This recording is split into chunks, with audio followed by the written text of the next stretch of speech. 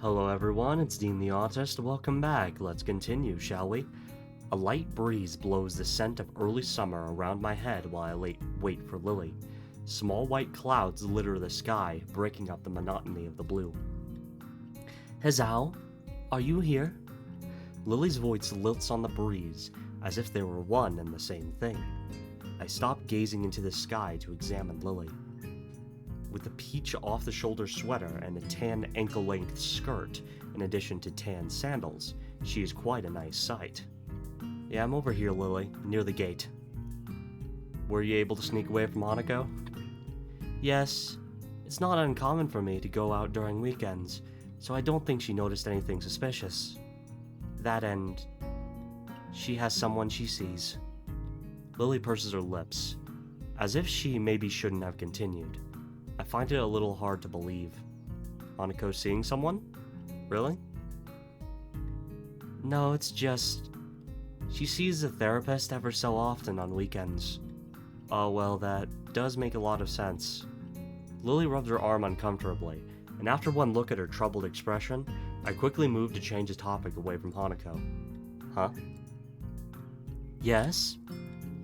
I was just wondering, you can get around the city on your own?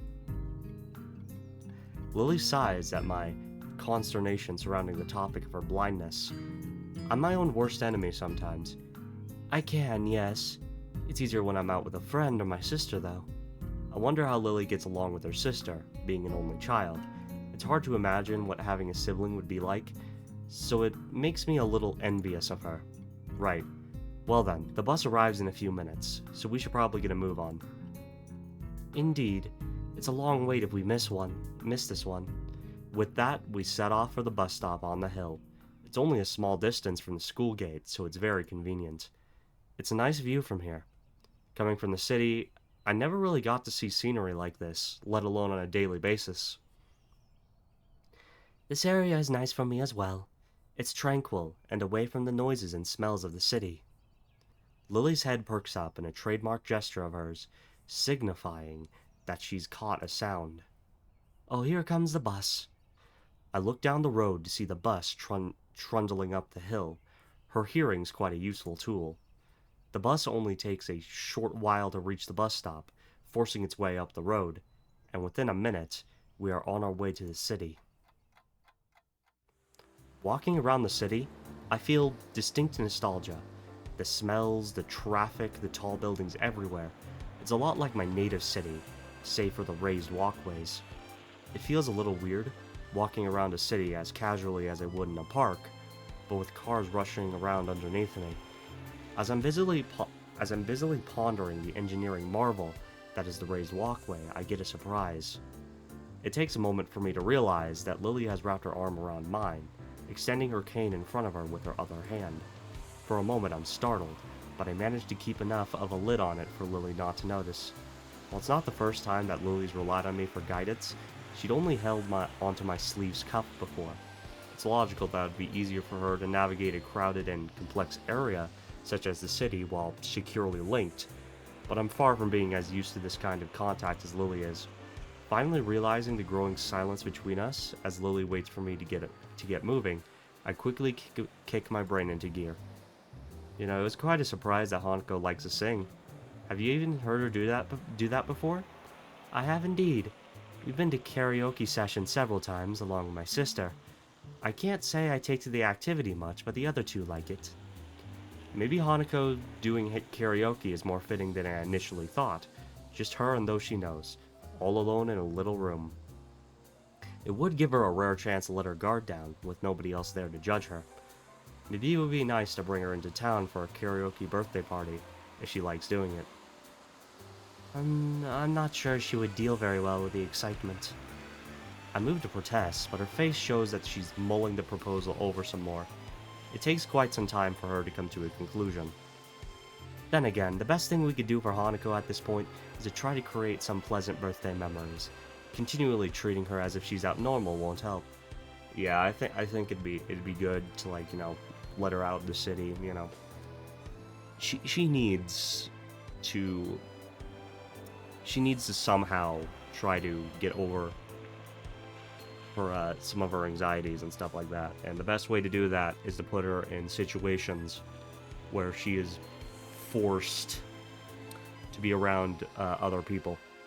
So, I don't know. I'm not exactly a therapist or a psychologist or anything like that. I'm just saying what worked for me. So, I think you're right. If she has something to remember apart from loss, then maybe she'll come around. If we bought her something nice that she could see every day, then maybe she'd be able to take her mind off her past and remember that she has friends. In any case, I think Hanako can handle something like this. In the time I've spent beside her, I've learned that she isn't quite as frightfully fragile as I first thought she was. So, shall we be off? I'm not really sure about the layout of this area. Very well. I might like to suggest having something to eat first. I haven't either, so that sounds like a good plan. Make sure you choose a nice place, Hazao. She gives a teasing smile, one that makes me smile reflexively in response, even if she can't see that. I'll make very sure I do, don't worry about that. Alright, once inside, I order 2 slices of pie and accompanying cups of tea and take them back to our table. I'd pegged this cafe as the type to appeal to Lily, small and quiet, but well kept and somewhat upscale. Going by the dainty smile she wears, I don't really know if I chose right. It's very, very rare to not see her smiling, after all.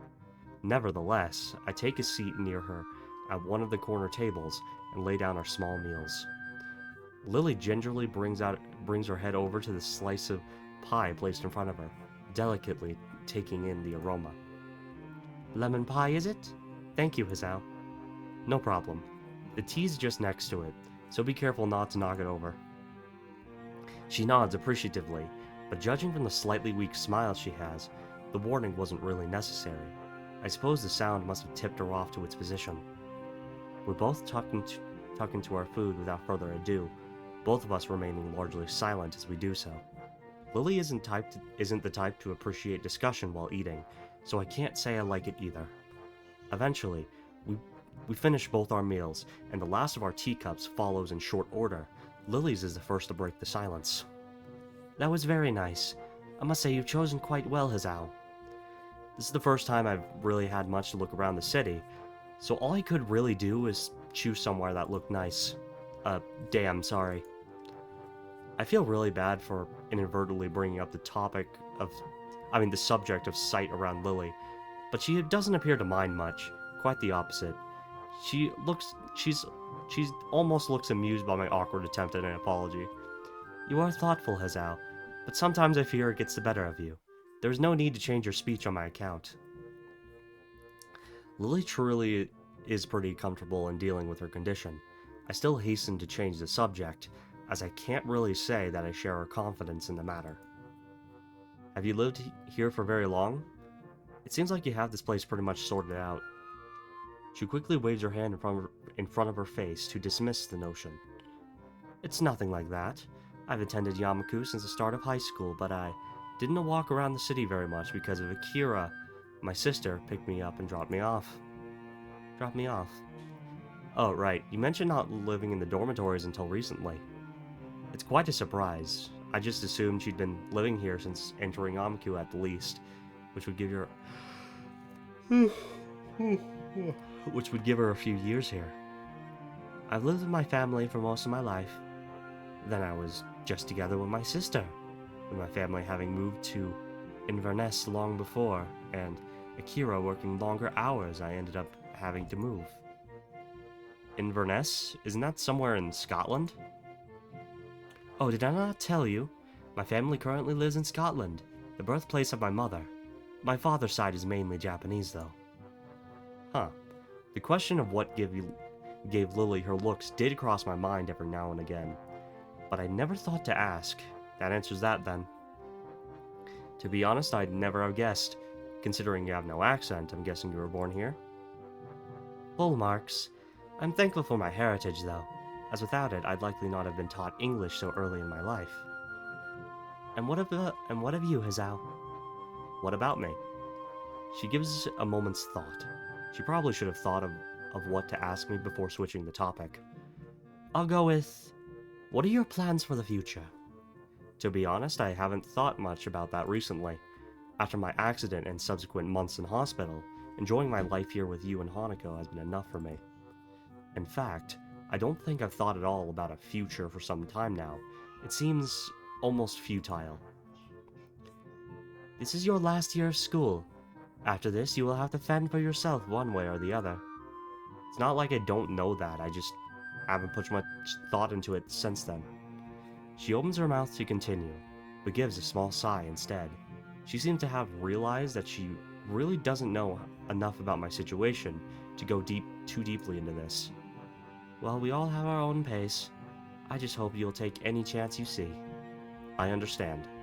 I'll think about it. As we walk back out into the city, Lily takes hold of my arm once again. So, did you get any good ideas for a present? To be honest, no. I've never been very good at picking them. As absurd as it sounds, perhaps we should just look around?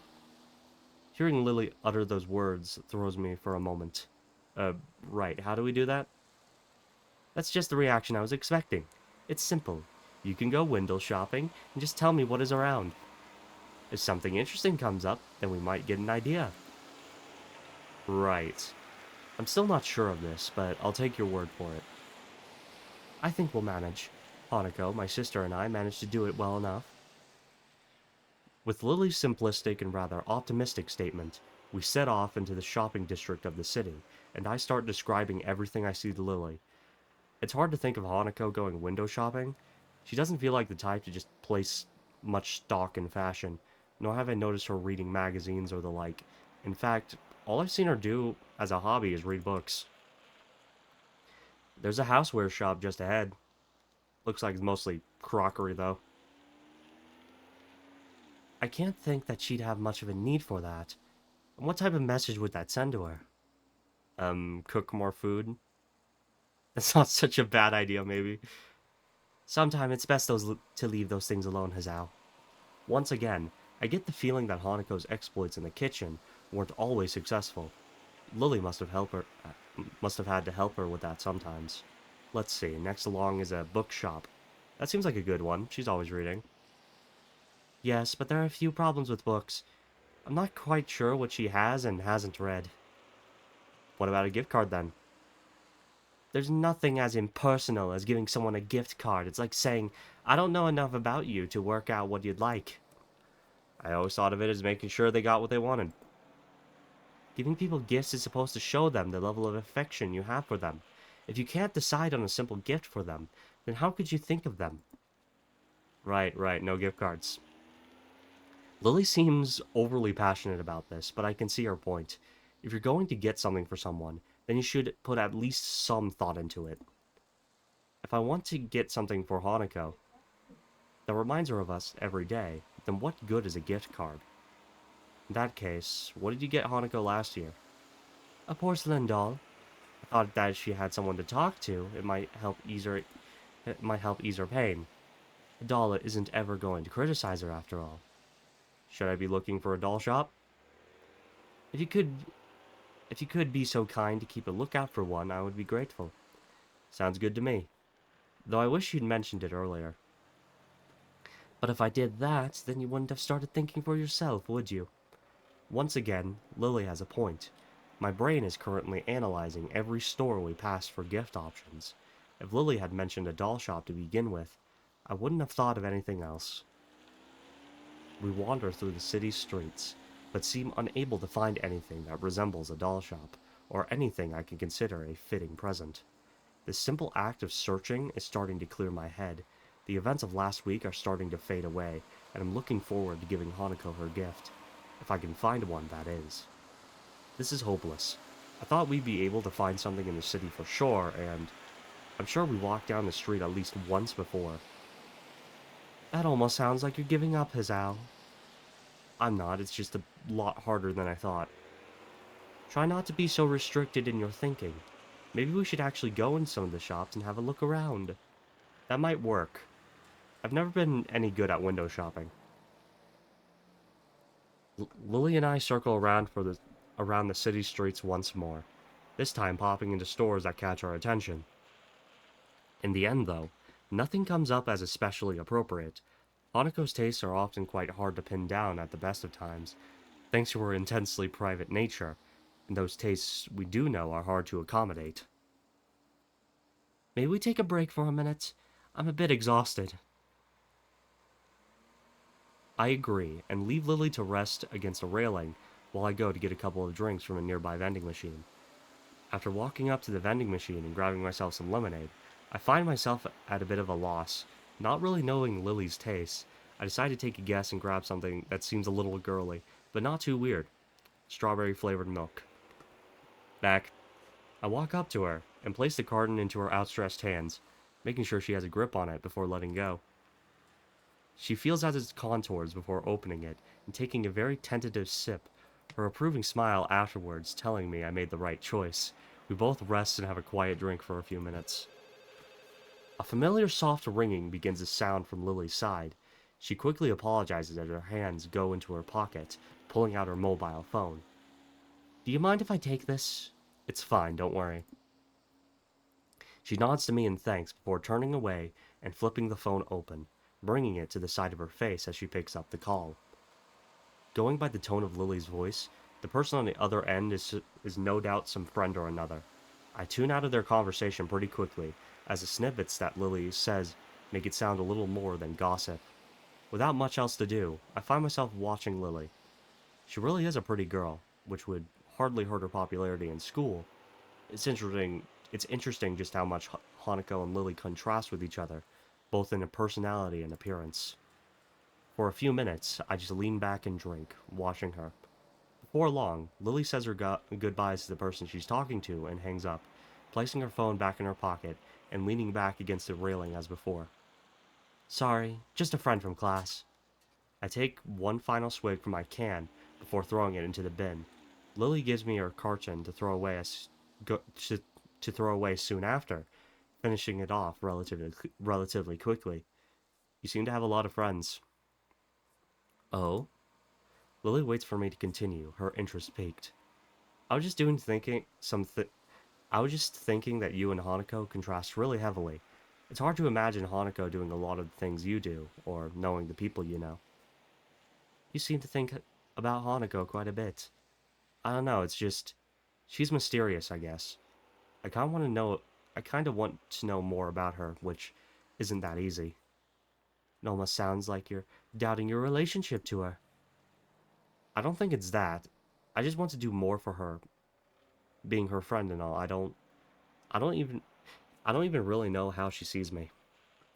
This statement seems to interest Lily quite a bit. I wonder if Hanako said anything about me to Lily during her conversations. I'm about to ask what's on her mind as she picks herself up from the railing. Shall we be off then? Her voice and expression show that she's playing games with me. Lily knows damn well that she's leaving me hanging. With a sigh, I pick myself up off the railing as well and have a brief look around.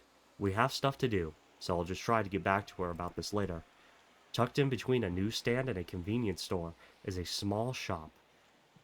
The sign above the door reads Othello's Antiques in decorative English script.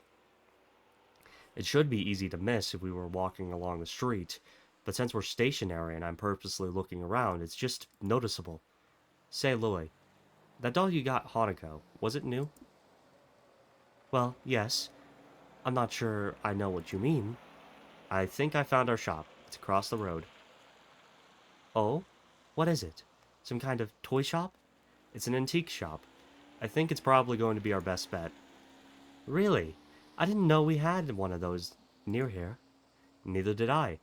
I missed it the first time we went by here. It's pretty well hidden. Well then, it can't hurt to check. Inspired by this new find, we quickly dust ourselves off and head towards the store, Lily's hand finding its way to my elbow for guidance. The store has a strange, musky scent to it.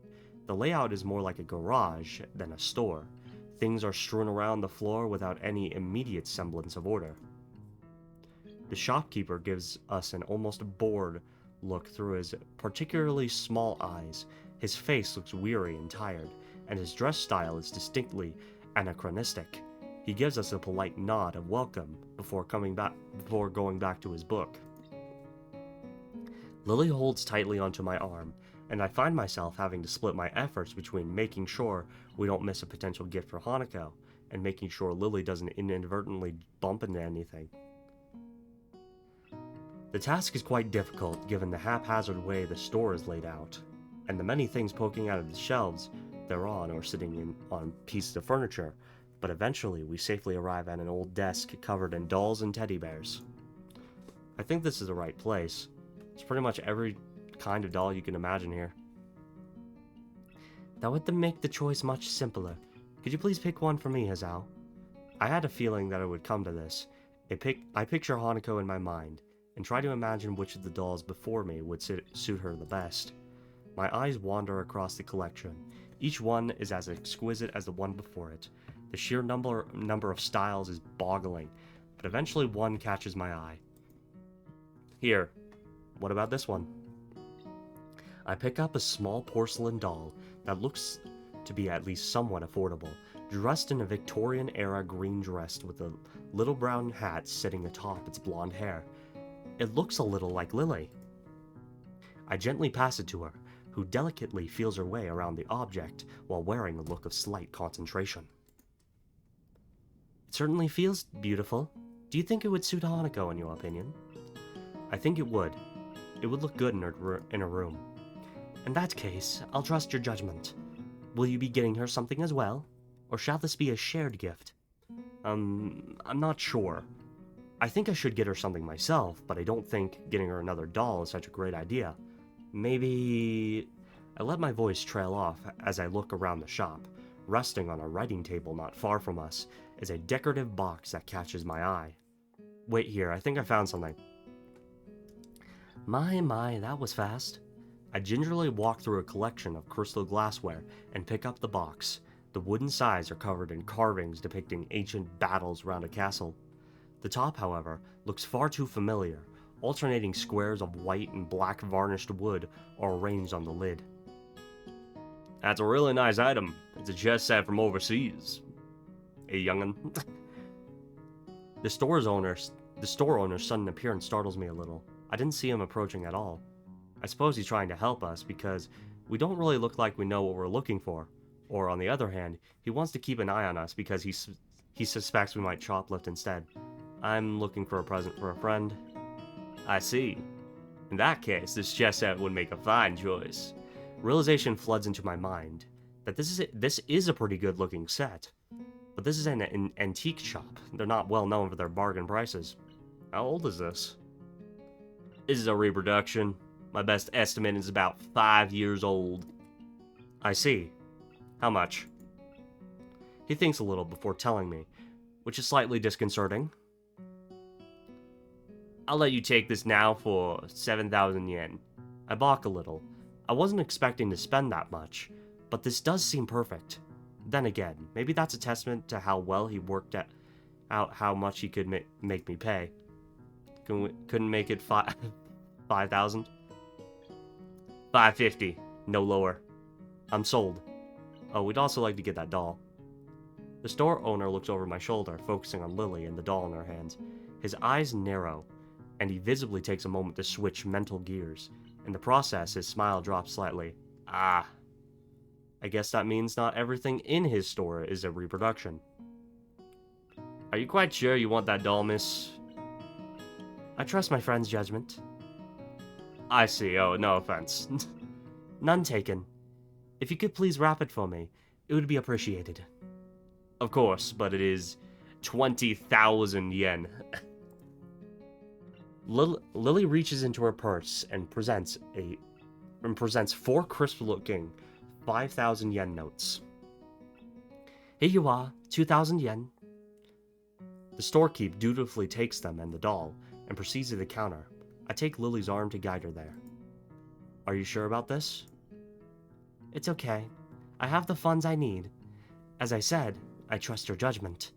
I feel a little guilty on 2 fronts. Firstly, because Lily has just spent a lot of money on my recommendation, and secondly, because I have a feeling the value of my gift isn't high enough. Nevertheless, Lily does seem to get somewhat awkward whenever the mention of money comes about.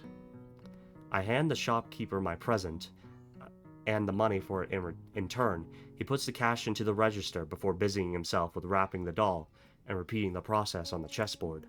Eventually, he finishes the gift wrapping and hands us both our presents. Please be careful on your way back and do come again. Thanks.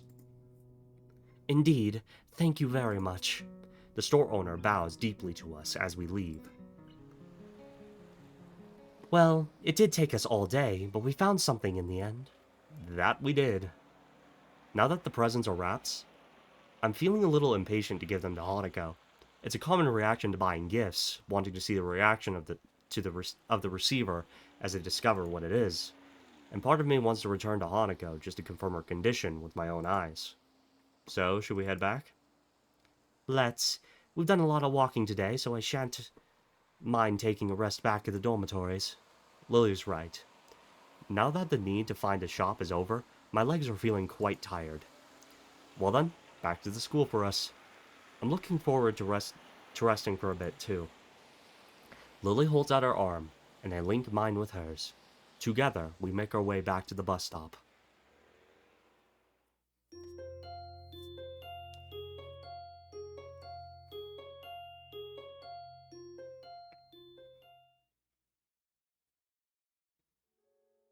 Mutuo reads equations and formulas to us one by one, in his usual unenthusiastic monotone directly from the book. It's possible that he might be excited about what he teaches us.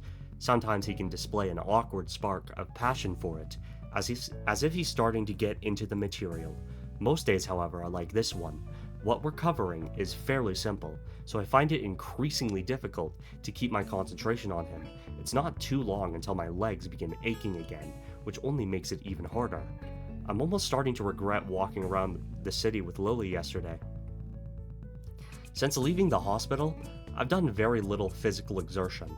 Walking to and from the local corner store hardly counts. Despite Emi's attempts when I first arrived in Yamaku, I've largely given up on the idea of returning to my old level of fitness. I have a little doubt that's why I'm walking around town for so many hours has made me quite so sore. It's depressing, and it reminds me of one more thing I can't do since I had my heart attack. It makes me feel a little pathetic. Now, Ikazawa? It's odd for Mutuo to ask Hanako a question, but not unheard of. She quickly jumps to her feet, a little startled, and immediately pins her eyes onto him. She knows that Mutuo calling on her is rare, so all eyes in the classroom are going to be on her. This way she doesn't run the risk of making contact with anyone else. Yes? In this particular example of a redox reaction, the combustion of methane reaction actually produces one more product than is listed. That product is... Even though it's a softball question, she timidly waits a bit before answering, biting down slightly on her lower lip as if to keep her concentration. Heat? Well done. This is an exothermic reaction, and with the reaction giving more heat than is put into it.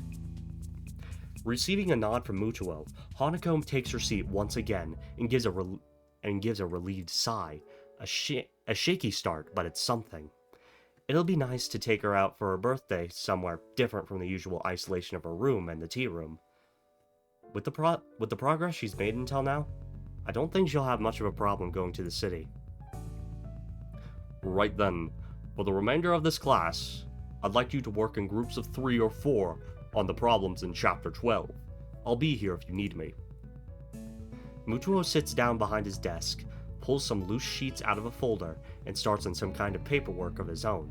I thought teachers were supposed to do that kind of thing after class, not during it. Regardless, I look to my right to pick out someone from a group to form a group with. Given 2 smiling faces hovering near mine, I don't think I'm gonna get much say in the matter. I suppose we have a group then. Hee-chan, you want to work together? Okay, that's great. It's really been a while. The class begins the process of noisily shuffling the desks around, with Shizune doing the same as she puts hers in front of mine. It's a little lucky to not be able to hear the din of the classroom, which is loud enough to cause some discomfort. Truth be told, working with Shizune and Misha is probably a good outcome. Shizune and I are really good at this subject, and Misha has really nice handwriting. Oh boy. As I look to Misha, I notice a tall figure behind her. The shadow catches Misha's attention as well, and she turns to face the dark-haired observer. Good afternoon, Hanako. Hello? Shizune finally notices Hanako after looking up and following the gazes of Misha and I. In quick measure, she taps Misha on the shoulder to get her attention before signing away. Chichan says if you're looking for a group, you can join ours. Hanako looks down and blushes a little at the offer. Out of all the people in the class, Hanako is most familiar with the three of us, so it's reasonable that she come to us first. Then again, her actually coming up to a group with the intention of joining them is something she apparently very rarely did before. She leaves briefly to drag her desk over, and Shizune and Misha wheel back to me as soon as her back is turned. I guess we get to play again, Hee-chan. You hardly ever play with us anymore. I wonder why. You two always seem to have an ulterior motive.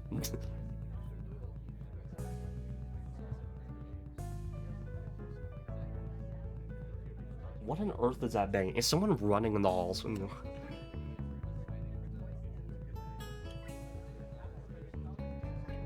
Alright, well, I'll check that out later. That hurt, Hee-chan.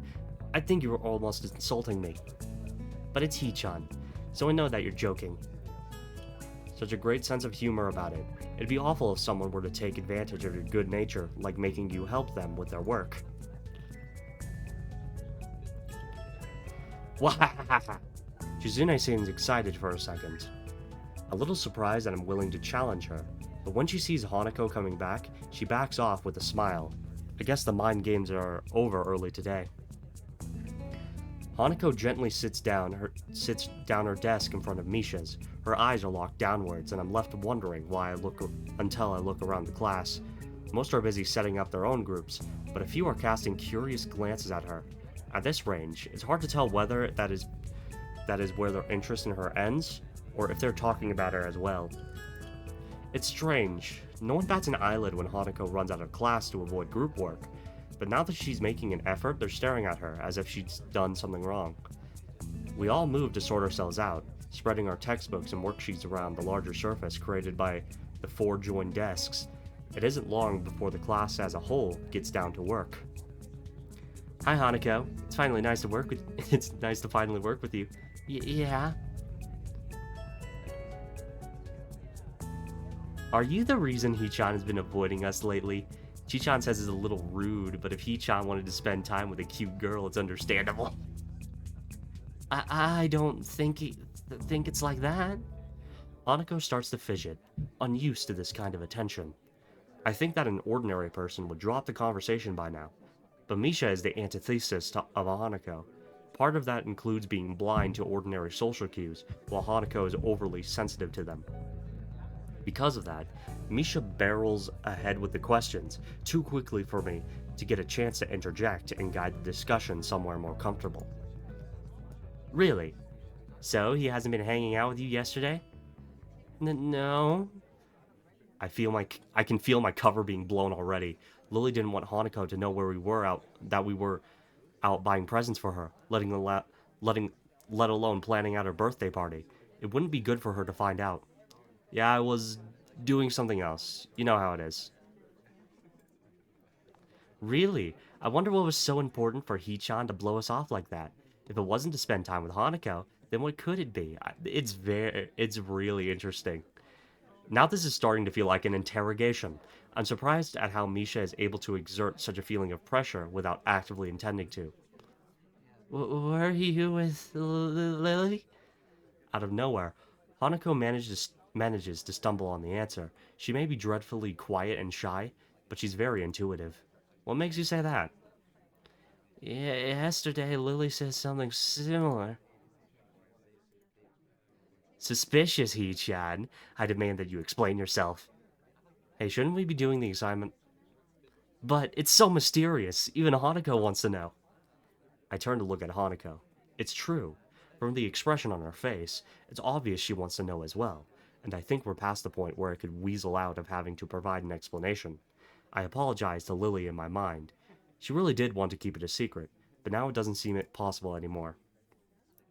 I feel a rush of conflicting emotions, so jumbled that I can readily identify them, but they crash around in my head as I try to calm down and speak.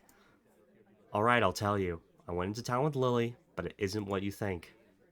Lily and I, for Hanako's birthday, the cat is out of the bag, but it looks like Hanako is taking it a little better than I thought she would. A brief silence passes around our little group as Shizune and Misha look at each other sheepishly. I can tell that they didn't expect their game to turn out like this. Misha looks up to Hanako in order to apologize, then pauses. Hanako is staring at the middle of her desk, and barely moving, a maudlin expression on her face. I guess I was wrong about her taking it well. Hanako, I'm sorry. There's a few seconds pause, but Hanako lifts and shakes her head. It's okay. Her expression looks odd, like she's very tired. That doesn't seem natural, but it's nothing alarming. Nobody really wants to continue with the current conversation, so we open our textbooks and begin our group work. This is pretty dull. While the equations were supposed to work out as a group will take a while, most of it is going to be boringly mechanical. It also doesn't help that while that didn't go as bad as it could have, it has left an awkward atmosphere around us. Still, we manage. Shizune's face betrays that she has about the same expectations of our work as I do, and the two of us begin to write our group's results. Misha, on the other hand, is scrunching up her lips and very visibly trying to make heads or tails of what we're doing. Hanako is looking on quietly, absorbing what we write and what I say. She usually has the same expression when the teacher speaks. It's a shame that her attendance is so unreliable. With the way she takes in information, I think she'd do well in class. If she actually followed the lessons regularly, I wonder if this might be why Shizune seems so hard on her. Hey Hanako, do you understand this? Misha looks to Hanako. While I suspect her hope is more to find a comrade in ignorance rather than genuine help. Not really, I guess. I'm surprised by how tense she is in answering, but she settles back down. She breathes out, and the way her upper body and head lower reminds me of a deflating balloon. You okay? I could go over this bit if you want. Hanako shakes her head slightly, but then again, I don't think she needs the extra explanation despite what she said. Misha quickly interjects, entirely oblivious, and I end up slowly going through how we ended up at one of our results, step by step. Times like this remind me that this kind of work may not be mechanical for everyone, but rather feels that way to me due to my grasp of the subject. It's a satisfying feeling. As Misha brings her balled fist into an open hand in realization, I discover another nice feeling. My explanation got through to her, and she manages to work out the next equation by herself with a minimum of guidance. Hold on.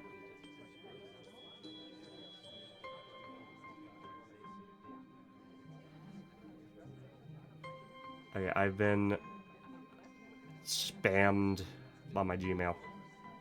Great. Okay, sorry about that. As Misha brings her balled fist in an open hand in realization. Yeah. Throughout all of this, Hanako is unusually unresponsive. She's normally very quiet, but when I could still see her eyes roving periodically over the landscape of the classroom in front of her, or anxiously moving her hands in some way, or shifting her shoulders periodically. Right now, these small movements that I've gotten used to seeing are all missing. Someone not moving at all is definitely weird. Even Misha can tell there's something wrong. Hanako, are you sure you're okay? Yes? Are you sure? I'm fine. A little more strongly this time, but she turns away as she says it. It only makes me doubt her answer, yet at the same time, I can tell she doesn't want to talk about it further. Having already had one very awkward conversation today that I'm not still fully over, I don't want to pursue the matter too much either. We settle back into our routine, debating over over our answers whenever a doubt comes up.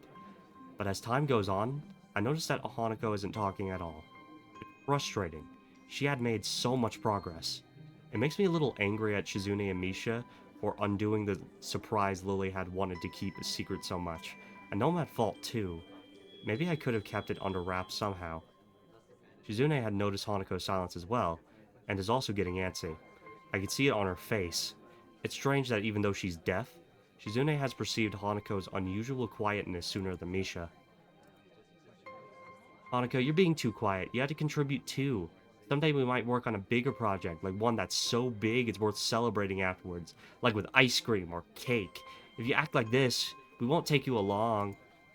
I can tell they're trying to tease her to bring her out of her shell, but I don't think that's the kind of approach that will work on Hanako. It'll just make her feel worse. Guys, don't tease her like that. Kichan, it's all in good fun. Kichan says she teases everyone anyway. They do back off though, with Misha moving away from the issue by asking me a question again. On seeing how difficult the problem she's working on is, I don't know whether it was a skillful dodge or a mere coincidence. It takes way more of our time than necessary because Shizune keeps disagreeing with me while I'm trying to explain it to Misha, and Misha is quick to believe her over me, so quick in fact that she forgets to translate what Shizune is saying. Hey, the clock is kind of ticking down. We should speed up a little. Hichan, you sound a little like Chichan there. Just because I looked at my watch? Geez, is that really all it takes? Time management and suddenly I'm the student council president? I look at Hanako's desk to see how she's doing and freeze. Our papers are covered in equations, but Hanako's only halfway there. It seems like she hasn't written anything in the past 20 minutes. When I realize that, I want to kick myself for how dumb I've been. I should have known that someone as fragile as Hanako wasn't going to brush off what happened so easily. But I've been too eager to move on from an awkward situation to notice. She has been slowly shutting down for the last half hour and I had no clue. Her pen is still in her hand, but she doesn't slowly spin it around like she usually does. There isn't a single idle movement from Hanako. Only the fact that she tries to inch away once she feels Shizune, Misha, and me looking at her tells me that she's even still conscious. We look away, and at least in my case, it's partially out of shame that it's gotten to this point. Though, on the outside, she has shut down almost completely. I know that's a different story on the inside. What kinds of things could she be thinking about as she tries harder and harder to shrink into herself, as if by willing, she could somehow disappear? Everyone is looking at her now, stealing quick glances in between putting the finishing touches on their work. Misha attempts to ask her what's wrong, but that only makes the problem worse. If she weren't frozen to her seat, she would probably run out of the room right now. Misha's questions are loud enough to be heard throughout the entire classroom, and for a second, I'm ready to snap at her because I can only imagine how much worse it's making Hanako feel. Of course, if I were to do that, it would only make the situation worse. I believe that Hanako had gotten stronger, and that she has, but it wasn't enough. And I was too eager to believe it. Now she's terrified alone in the middle of the classroom, and there's nothing I can do without drawing more attention to her. It's infuriating. Misha's worried, and even Shizune is biting her lip. None of us know how to deal with this situation, so I decide to call Mutuo. His judgment will probably be better than ours. I look up and manage to catch his eye, silently motioning for him to come over. I want to make as little a fuss about this as possible, since if there's anything that would make this worse, it's more attention being focused on her. I know that Hanako can see everyone staring at our group, specifically at her, because they know if there's a problem, it has to be her. Everyone knows her. It's the first things anyone's mind would leap to. Her reputation for being a truant has marked her as an unusual person, even in unusual Yamaku. Who knows how many times they've stared at her before. Maybe it's because she's seen the class staring at her so much that she fears their gazes like she does cowering from them. The time it takes Mutuo to walk over must be like an eternity to Hanako, and she looks as if she's about to fall over. Mutuo quickly begins to ask us what's wrong, before catching himself as he sees Hanako. Did we upset her? Don't worry. Mutuo bends down after calming Misha and looks intently at Hanako's face. Ikuzawa, can I help you at all? His voice is hushed and gentle. Everyone's acting so differently around Hanako now that the whole class has noticed something's wrong with her. Hanako doesn't respond, so Mutuo gently rests a hand on her shoulder. She starts shaking at his touch, but won't even look up. Hanako continues to stare into the equations on her desk, vision so unfocused that I doubt she even sees them. She is worse than before. I remember not even an hour ago she was able to talk to him almost normally. Mutuo grimaces a bit as he stands again, and now that his expressions change, I can see that he wasn't exactly unaffected by what's happened either. He takes a breath to settle himself before speaking in a very quiet voice. I'm a little impressed at how quickly he takes control of the situation. Is that it? Nothing's wrong then? Mutuo seems to say that no one in particular. However, his words sound convincing enough that most of the people who were looking at Hanako now turn away, getting back to their work. He gives a quick glance to his left and right. Several people at the desks around us are still staring curiously, but other than that, we seem to have escaped attracting too much attention. Mutuo notices me doing the same thing as him and smiles a little, in his usual stilted way. I think, for Ikazawa's sake, that it would be good to quickly take her somewhere away from others. Nakai, Hakamishi, could you please take Ikazawa out of the classroom? I'll keep everyone settled, so please don't worry about anything but her, okay? As he looks at Misha to tell her to interpret his words for Shizune, but she's already finishing her translation by the time he does so. It's remarkable how little thought she needs to sign, as she still looks quite dazed otherwise. Nodding, Shizune and I stand and move to either side of Hanako. Mutuo steps back to allow us some room, and talks to the table behind us as some people there have begun to mutter between themselves about what's going on. We look at each other before lowering ourselves in unison, taking one arm around each of our shoulders and lifting. The two of us begin to walk, at a slow pace to make sure we don't inadvertently hurt her. As much as we try to make this look normal, I'm quite sure there would be many more gazes on us if not for Mutuo's distraction. Eventually, thankfully, we reach the door and go through. Nobody's outside, so we walk down the hallway. It doesn't seem like it's making her more at ease than she was in the classroom. Finally, I ask if she wants to just sit down. For a while, we simply stay in place and wait for her to say something. Shizune tentatively rubs Hanako's shoulder a little, but there's no response. Eventually, she shakes her head a little when Shizune tries again. Both of us are looking at her, so we pick up on it immediately. Shizune's hand again comes to rest on Hanako's shoulder as she awakens, her stiff lifting to two very worried and anxious people looking at her. She looks at us silently for a while. I'm initially worried she might freak out or do something extreme, but those fears prove unwarranted as her expression slowly changes from an almost lifeless blank state to a more normal, withdrawn shyness. She wordlessly lowers her head, her eyes evasively moving to the side. She looks embarrassed, almost ashamed. I want to say something, anything to help. I can't though. I don't really know what just happened, or even what caused it. I feel helpless and ashamed of myself for not being of any use. Shizune sighs before looking at me. Even without words, I can tell what she's asking. I'll take Hanako to the nurse. Is that okay by you? I try to communicate my intentions through hand gestures, but I don't feel like I managed to get through to her very well. Shizune makes a dreary face in response to my gesticulations, confirming my impression. She stabs her finger in the air decisively, first at me, then at Hanako, and then towards the stairs. She waits for me to nod before pointing at herself, then pointing at the door to the classroom. I get the feeling that Shizune is much better at this than I am. I nod at her, since her plan is after all the same as mine. Shizune gets ready to make her exit, but she only leaves after looking at Hanako for quite some time. Are you okay with me taking you to the nurse's office?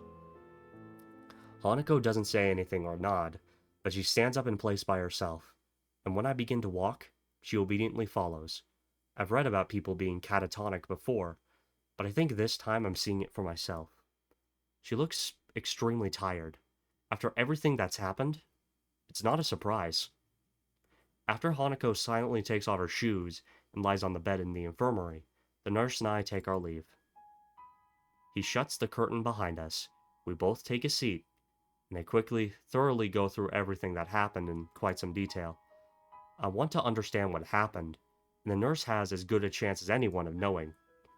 He nods throughout my explanation, his face looking troubled as I finish.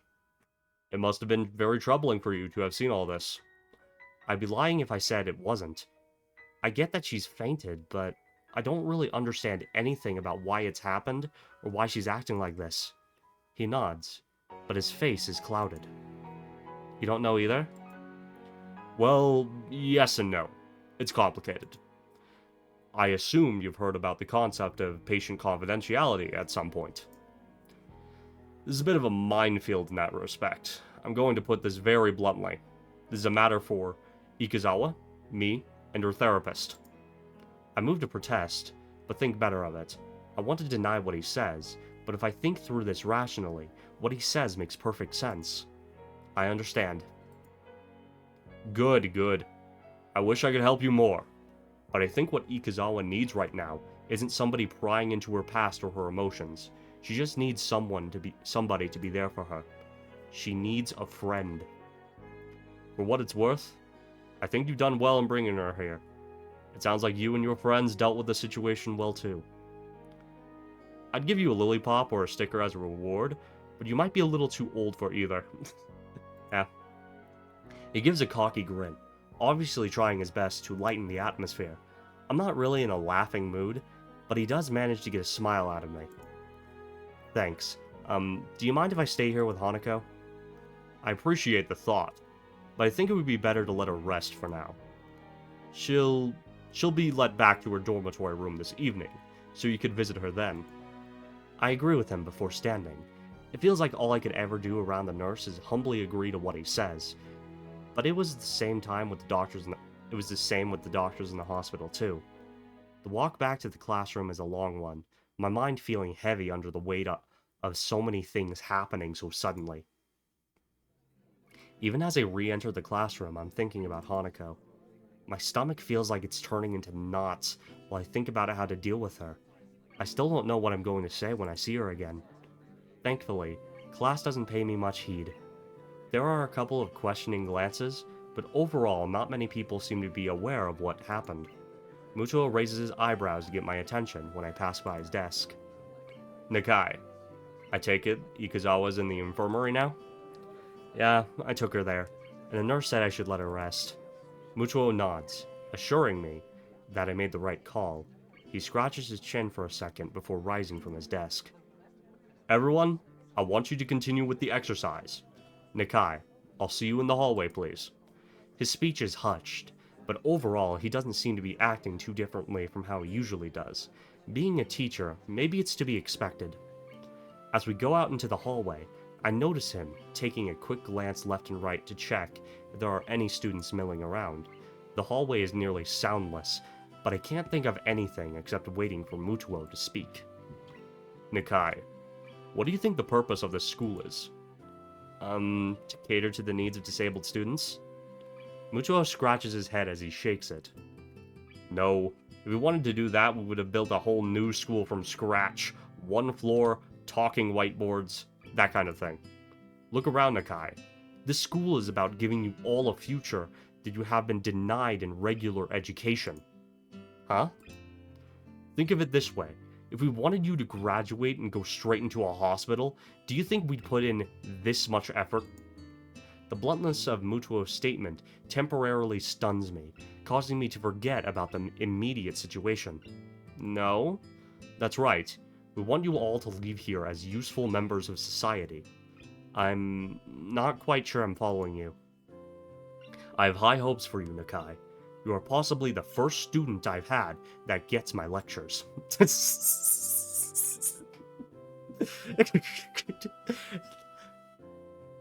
Teacher's pet his owl. That isn't something a teacher should be admitting so freely.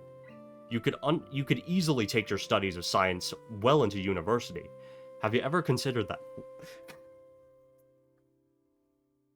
Wait a second, is the Hanako route like the second route where, like, Hizao starts to become a scientist or something.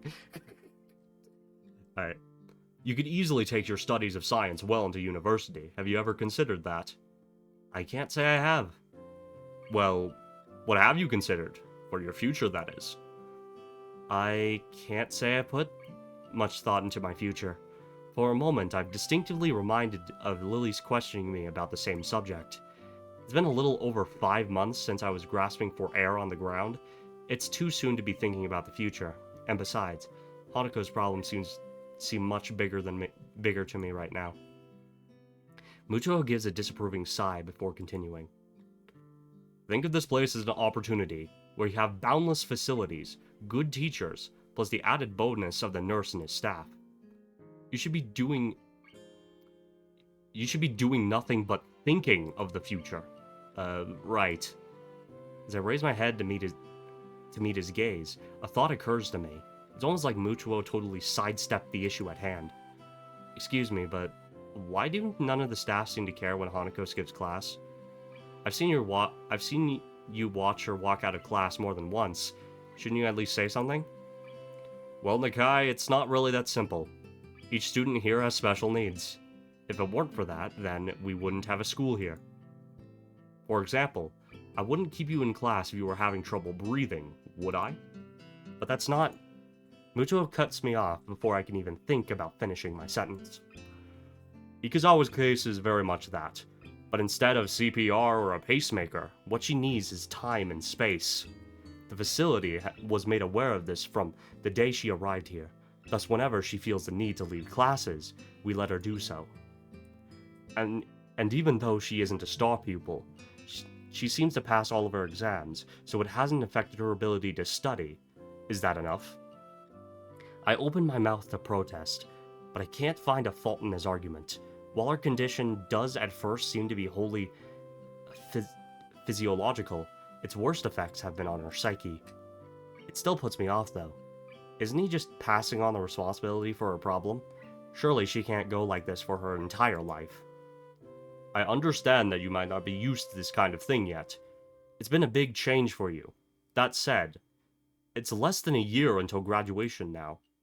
Maybe you don't have to get used to this school, but if you keep your head down, I'm sure you'll do well enough in your exams. I numbly nod, more to simply acknowledge that I'm listening than out of agreement. I felt like I was getting used to this school, but it feels like it's just been thrown back in my face. What about Hanako? I hope that she will perform well enough to do what she wants to do. What that is, I don't know. Not all students leave school with an idea of what they want to do, unfortunately. He takes care to emphasize the last word. As if it wasn't quite clear enough already, it gives me a moment to mull his words over. Become a scientist, Hizao, come on. Become a scientist. Hey. Today's been a troublesome day for you, and I doubt you'd be able to concentrate much anyway after all that's happened, so I'll allow you to take the rest of the day off. Your grades have been good in this class so far, which makes me think you won't have any trouble catching up on what we've been doing. He gives a small smile along with his praise, as if to make up for the seriousness of his lecturing before now. Go collect your things, and I'll see you tomorrow. Right. Thank you. Muto's roundabout speech has left my thoughts scattered. I'm still not any closer to working out what I can do to help Hanako, if anything, and my mind is all the more confused after what Mutuo said. I'm also still bothered by the fact that Hanako has helped at least as much as Suzune, by her enemy by proxy as by myself. But I don't know whether that is just male bravado or genuine concern.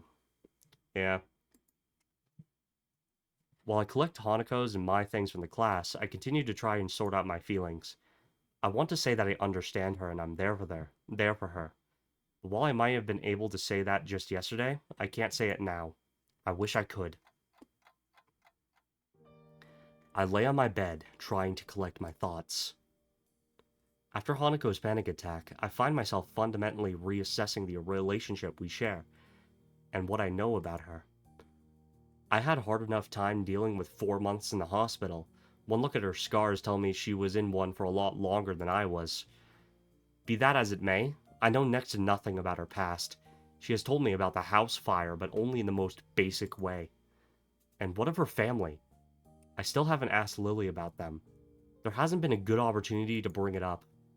I don't know where she grew up, or what her old school is like, nor of her past friends, her wishes and ambitions, not even her taste or music, food, and movies, all the little things that I knew about all my old friends.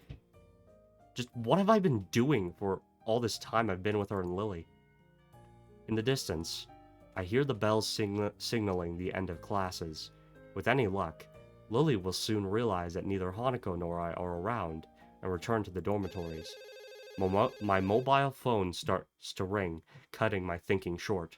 It quite startles me, as I've rarely been called since coming to Yamaku. Hello? Hisao Kai speaking. Oh, Hisao, I'm glad I found you. You weren't at any of our usual places, so I thought this would be the fastest way to contact you. I probably should have guessed it would be Lily, as she's one of the few people I've given my number to, even though the phone, her voice seems slightly on edge. Hanako and I left class early. She had some kind of panic attack. The line goes silent. If it weren't for the background static, I would have thought Lily had hung up on me. Blah, blah, blah. I understand. Could you come to by my room? I'd like to talk with you. Sure. I'd appreciate the chance to have a bit of a talk, actually. Good, good. I also have some bad news. I think we should discuss this in person. It's hard to grasp the seriousness of the situation from Lily's tone. She sounds no calm most of the time, but that could be a good or bad thing, depending on how you look at it. Okay, I'll be right there. I collect Hanako's school things from my desk and head straight for Lily's room. And this is where I'm going to save. Here you go. And basically, I'm going to take a bit of a break so far. So yeah. Yep, there it is. Writing softly. Well, it's been Dean the Autist. Thank you for watching. Have a nice day.